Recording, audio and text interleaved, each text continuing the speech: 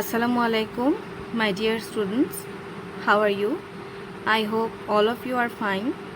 Welcome everyone to the class of Bangladesh and Global Studies. And this session is on Chapter 2, The Independent Bangladesh. I am Rushdia Haq, lecturer, Department of Geography, Milestone College. So dear students, let's go to the main lecture.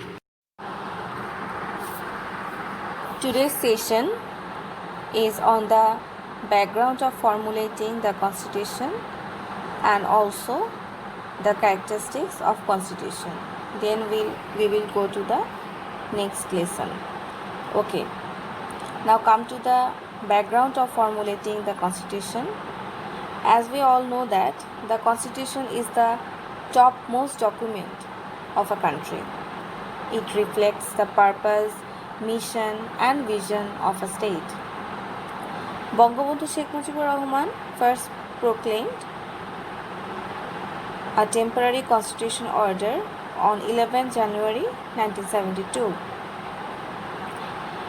The parliamentary form of government was established under this order instead of the presidential form of government. Mind it very carefully. There were some key features of the temporary constitution, like the order of the constitution was the temporary order. It would be enforced immediately. It would be applicable to the whole country. A Ganaparishad would be formed to draft a constitution for Bangladesh. There would be a cabinet to run the administration. The Prime Minister would be its chief.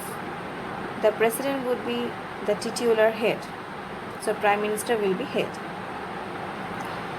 The president proclaimed Bangladesh Ganaparishad order on 23rd March 1972, and a long cherished dream of the people of Bangladesh came into being from that proclamation. The members elected in the National and Provincial Assembly, which was held as the general election in 1970, would be the members of the Ganaparishad. The main objective of the Ganaparishad would be to prepare the constitution. For this purpose, the Ganaparishad was formed, and the first session of the Ganaparishad was held on 10th April 1972. And there were 34 members in the committee, and it was headed by Dr. Kamal Hossain. A female member was also there, and Suranjit Sengupta, a then leader of the NAP Muzaffar, was also the member of the committee. Then the committee sought suggestions about the constitution from the organizations and the interested persons. A draft constitution was placed as a bill at the second session of the Ganaparishad on 12th October 1972, and the constitution was adopted on 4th November in the same year, and it was enforced from 16 December 1972. 16 December is our Victory Day. And while addressing on the constitution, Bangabandhu said, "This constitution is written with the blood of the martyrs, and it will remain alive as a symbol of aspiration and dream of the people."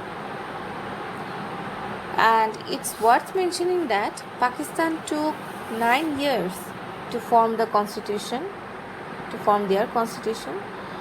India took 3 years, but our Bangladesh formed our constitution within only 10 months. So it is a big pride for us. Now come to the next lesson, the characteristics of the constitution. The original constitution of 1972 was significant for the distinctive characteristics of the sovereign Bangladesh, and there are some I have made some points to ease your lesson. Like the constitution was written, it was non-changeable in terms of amendments.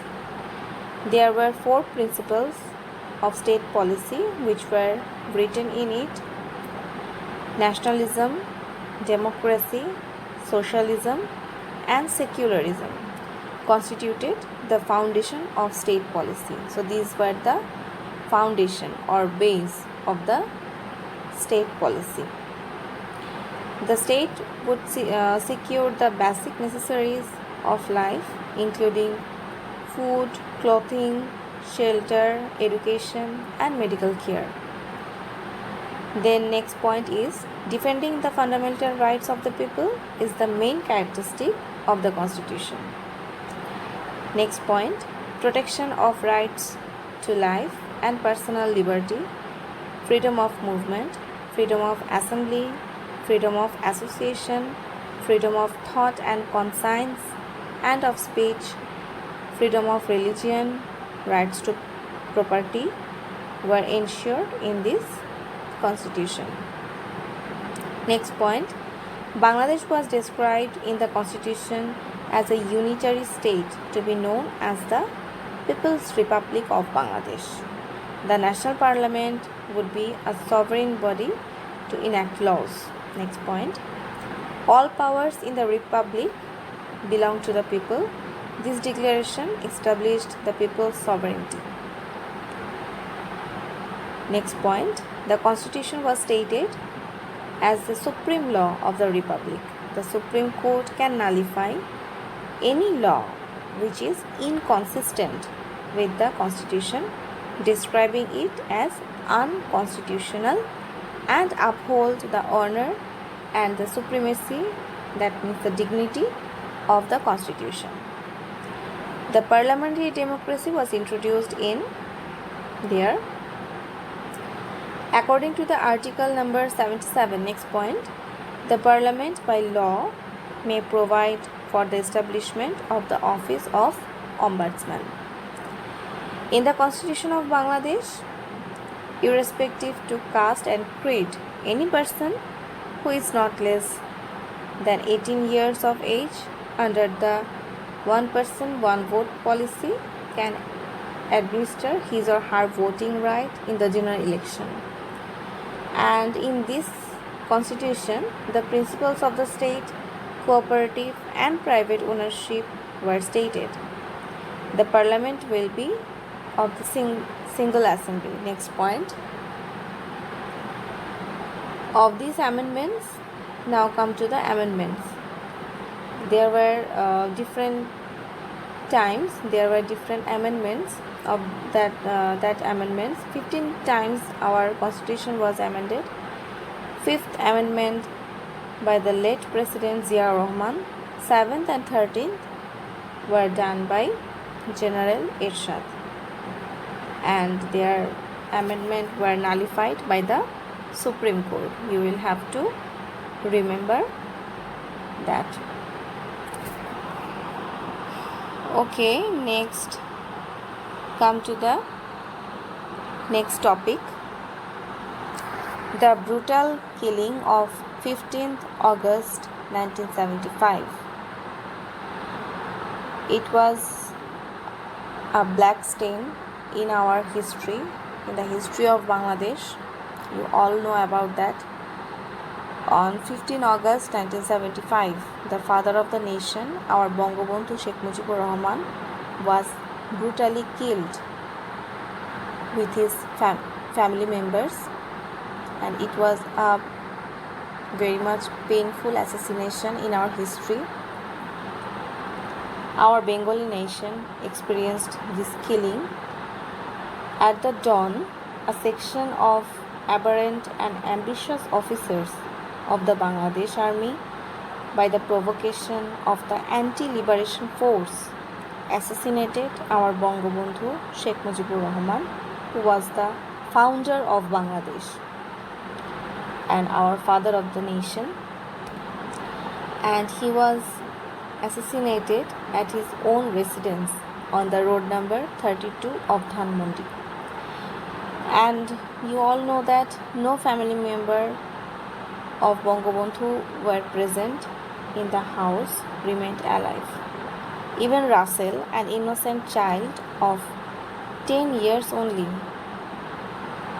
he was not spared of the bullets of those cruel killers. When Bangabandhu was proceeding with the ambition of making a modern, oppression and corruption-free state, then on that time some conspirators who were hiding inside or outside the country organized the assassination of 15 August, and they were helped by the local and international reactionary groups. They understood that Bangabandhu would be successful in materializing the second revolution as was successful in the Liberation War. They hatched a blueprint to reverse the political direction of the country. The Pakistani communal ideal was re-established, that means non-secularism was established through the killing. It was the most heinous and anti-human crime. It was the part of a secret conspiracy. Bangladesh fell into a deep political crisis then after the killing of Bangabandhu. So it was a black history, black day of our history. And we all know that 15 August is our National Mourning Day. Come to the next session. The black stain in the history of Bangladesh and the gruesome murder in jail, which was happened in 3rd November in the same year, that means in 1975. And we will learn what happened between 15 August to 3rd November. Khandokar Mustak Ahmed, we have learned his name before, the then Minister of Commerce, who was also the Foreign Minister of Mujibnagar government. He assumed power as the president after the killing of Bangabandhu Sheikh Mujibur Rahman. After only 5 days of assuming the power, the martial law was declared in the country. Our 4 national leaders, that means Soyed Nazrul Islam, Tajuddin Ahmed, Captain A. Mansur Ali, and A.H.M. Kamruzzaman, they were arrested on 22nd August 1975. General Ziaur Rahman was appointed as the Chief of Army Staff, replacing General K.M. Shafiullah on 24th August. You will have to remember the date very carefully. Ban on politics and the political parties was imposed by an order on 31st August, mark the date. Khandokar Mustak Ahmed declared an ordinance inconsistent with the Constitution and Justice on 26th September 1975. What was the ordinance? It was called Indemnity Ordinance, just to save the killers of Bangabandhu from the trial. The junior army officers who were involved in the killing on 15th August started interfering in the state affairs, staying at the President building instead of returning to the barrack. A chaotic situation prevailed in the country. Brigadier Khalid Musharraf took initiative to restore the chain of command in the army. An army revolution took place on 3rd November 1975 under his leadership.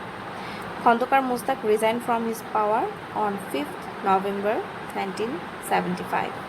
A.S.M. Saim, the Chief Justice of the Supreme Court, took vote as the new president on the next day of resignation of Khandokar Mustak Ahmed, that means on 6th November 1975. So this was what happened after the assassination of Bangabandhu Sheikh Mujibur Rahman.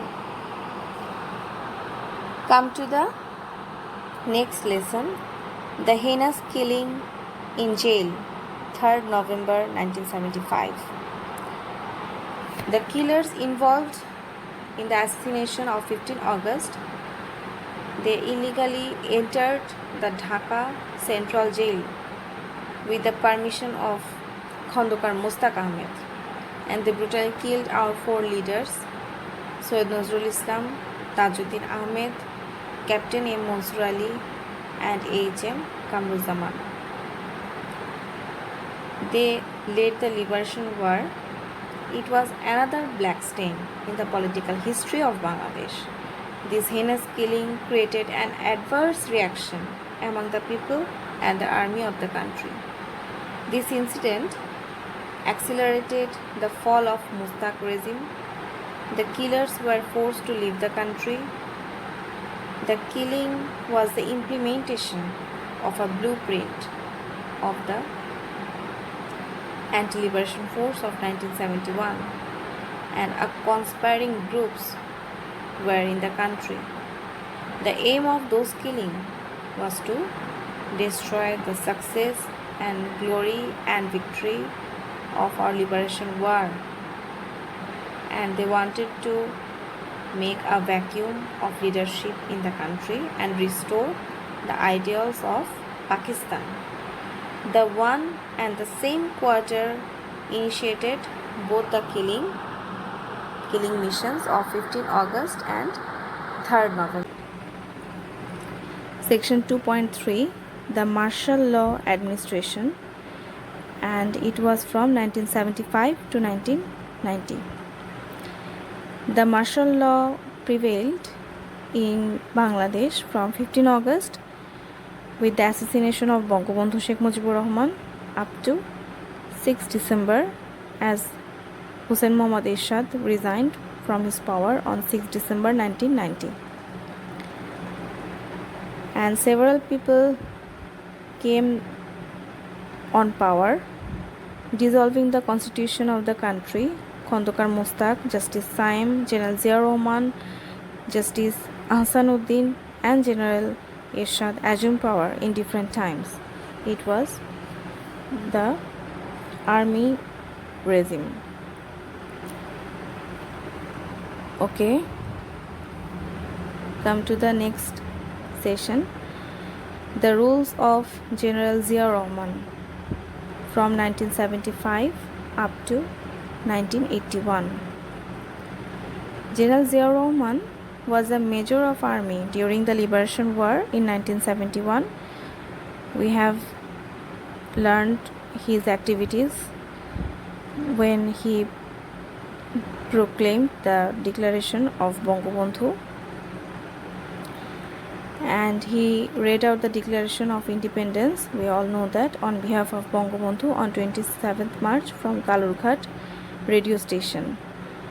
He was the commander of sector number 2 in the liberation war, and after the assassination, the brutal killing of Bangabandhu Sheikh Mujibur Rahman, Khondokar Mustaq Ahmed appointed General Zia Rahman as the Chief of Army Staff on 24th August. Please mark the date. Then on 7th November, General Zia Rahman was freed by a counter-military coup and came to the limelight of power.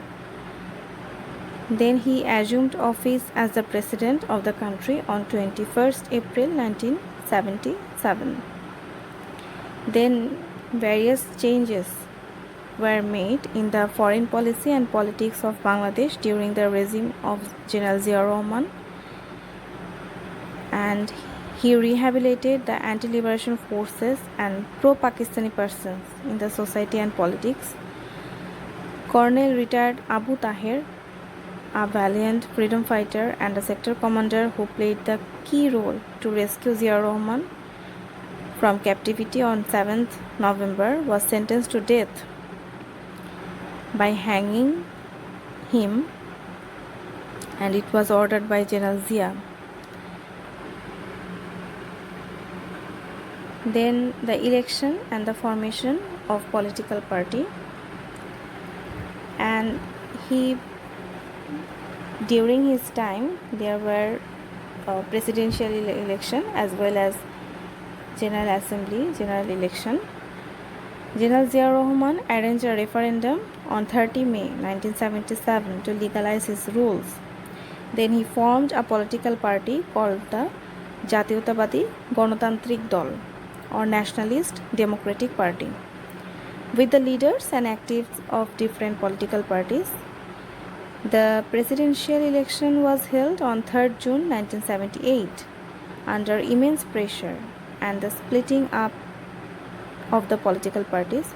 There were two alliances for the election. One was Jatiyotawadi or Nationalist Front, which was led by Jatiyotawadi Ganotantrik Dal, which was founded by General Zia, and another was the Ganotantrik Oikko Jot or Democratic Alliance. It was led by Bangladesh Awami League. General Zia was the candidate of Jatiyotawadi Front, and M.A.J. Osmani, who was the chief commandant of the Liberation War, was the candidate of the Ganotantrik Oikko Jot.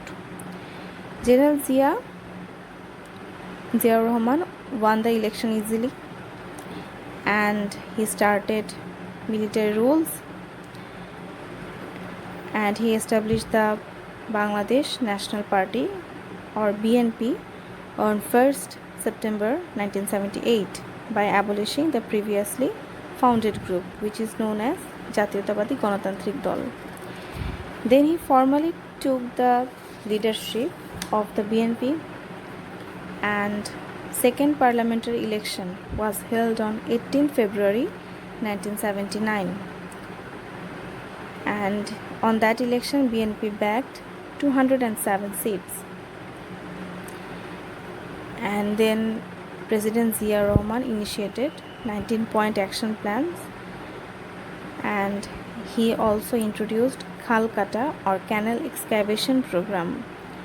Some countries opposed our independence, that means independence of Bangladesh, such as China, Middle East, including Saudi Arab, and they recognized Bangladesh during his period. Pakistan also made a very close ties with Bangladesh then. The relations with India and Eastern European countries, including the Soviet Union, became very cold, but the relation with USA improved. And the policy for building up close ties with the Muslim countries of the Middle East was followed with a view to use religion in the politics. Zia Rahman also had initiatives to establish SAARC, which is South Asian Association for Regional Cooperation. President Zia Rahman was brutally killed on 30 May 1981 at the Circuit House of Chittagong by a group of military officers. As a result, the 5.5-year-long military rules of President Zia Rahman came to an end.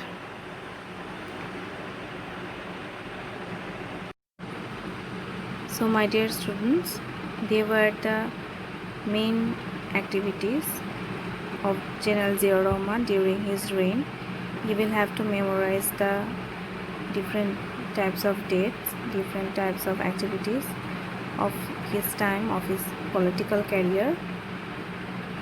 So you will have to write down the points as I have given you.